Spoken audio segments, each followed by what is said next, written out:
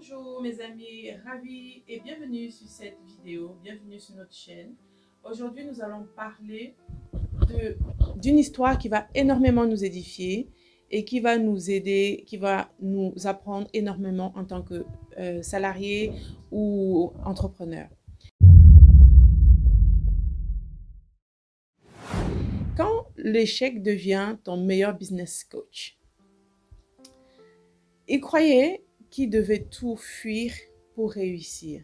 Il s'est perdu, il est parti avec tout, mais il est revenu avec rien. Mais par contre, il a trouvé l'essentiel. Parfois, on pense que partir loin, quitter son pays, un partenaire, les siens, peuvent nous aider à réussir, mais pas toujours. Donc, il pensait qu'il fallait, pour devenir quelqu'un, il fallait tout quitter. Et il avait de l'argent, des rêves et beaucoup de fierté. Et parfois, c'est la chute qui t'ouvre les yeux. Donc, voici l'histoire d'un jeune homme qui a tout perdu jusqu'au jour où il a compris que ce qu'il avait laissé derrière lui était l'essentiel.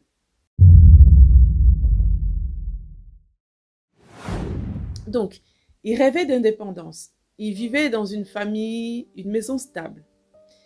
Cependant, il en avait marre des règles, il avait marre des cadres, il voulait sa propre vie, son propre business, sa liberté. Donc, issu d'une famille riche, il a demandé à son père de lui donner sa part d'héritage. Là, maintenant, sans délai. C'est comme s'il disait à son père, bon, en fait, fais comme si tu étais déjà mort, donne-moi ce qui est à moi. Waouh! Cette histoire, moi, m'a choquée, pour tout vous dire. Bon, bref. Vous savez quoi? Son père n'a pas objecté. Il lui a donné sa part d'héritage. Et ce dernier est parti avec tout comme ça.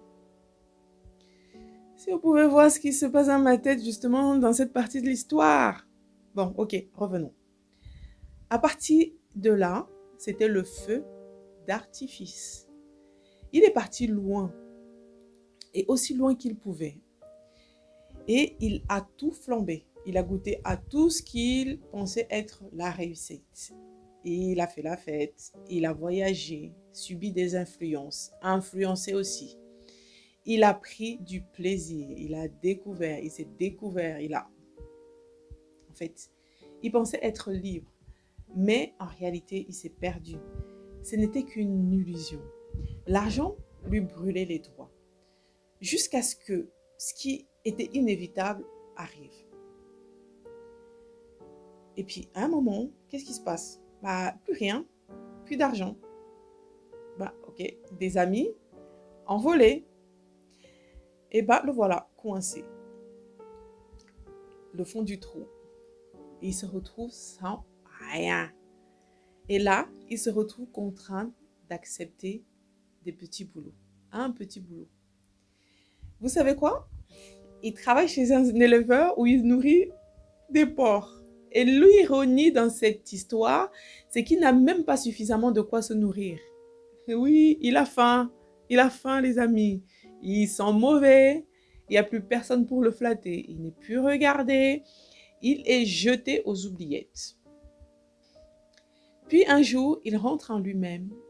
Puis les souvenirs de la maison de son père commencent à lui revenir.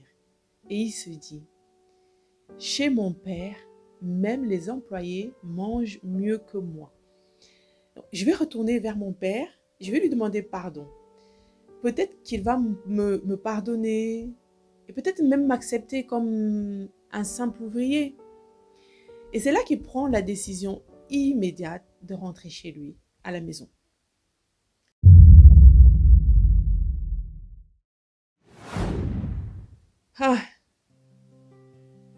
Le retour inattendu. Bien sûr, ce n'était pas sans appréhension. Il s'attendait à être jugé, rejeté. Mais non, c'est sans connaître les sentiments qui animaient son père. Ce dernier l'attendait, et ce, dès le premier jour où il est parti. Il ne souhaitait qu'une chose, c'était de revoir son fils. Pas parce qu'il n'avait qu'un seul fils, non. Le jeune homme n'était pas un fils unique, mais le cœur de son père se languissait pour ce fils qui avait quitté le bercail. Alors, imaginez sa joie lorsque celui-ci revient à la maison. Lorsqu'il aperçoit de loin, il court vers lui. Et tu sais quoi? Il ne lui a rien demandé. Pas de compte. Il court juste vers son fils. Il l'accueille. Il le restaure. Pas comme un employé. Non. Non, pas du tout. Mais comme le fils. Comme son fils. Il lui redonne des vêtements propres. Il le rétablit à sa place. Sans jugement. Rien du tout. Nada. Parce que malgré tout, il n'avait jamais cessé d'être son fils.